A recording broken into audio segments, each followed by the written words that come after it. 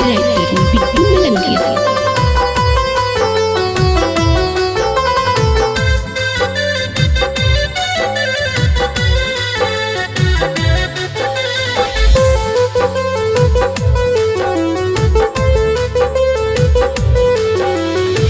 नजरिया चुरा के तू चल गईलू, हमरा के पागल बना गईलू।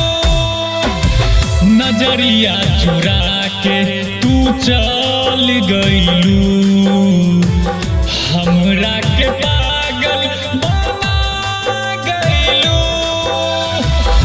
तरपत बानी याद में तोहरा, हमरा ये जान भूला गईलू। नजरिया चुरा के तू चल गईलू, हमरा के पागल बना गईलू।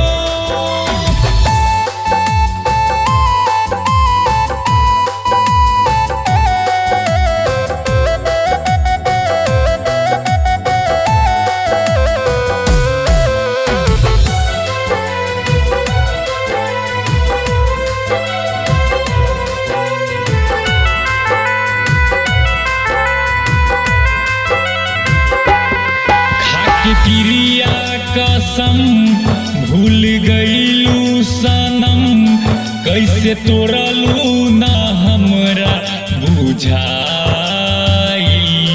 कहवा गईलू सनम दिल में दे के जखम, काहे ऐसन तू कैलू हर जाई।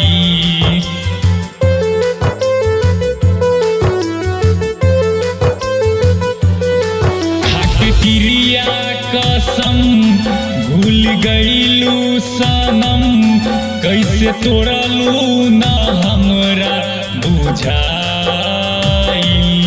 कहवा गईलू सनम दिल में दे के जखम, काहे ऐसन तू कैलू हर जाई।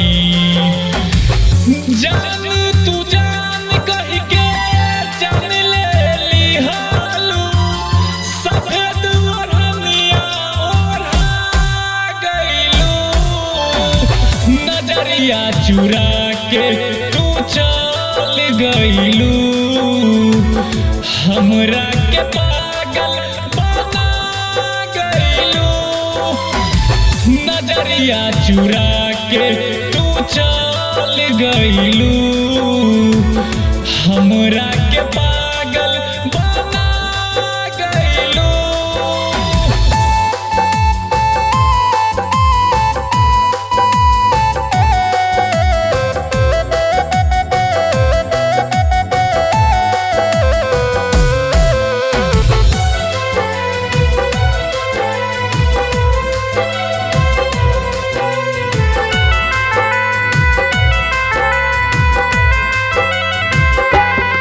दिल में दे के जखम, काहे भूललू बेरहम।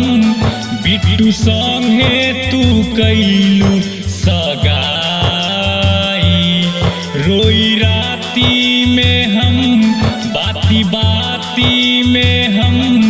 आरियस के तू दिहलू हंसाई।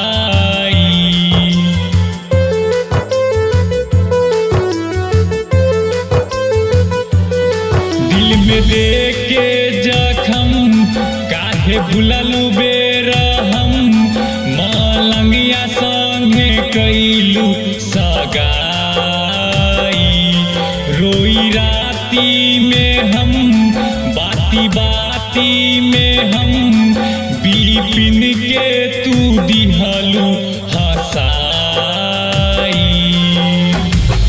किस्मत के हारल हमही नुबानी, हमरा के जान भूला गईलू। नजरिया चुरा के तू चल गईलू, हमरा के पागल बना गईलू। भैया चुरा के तू चल गईलू।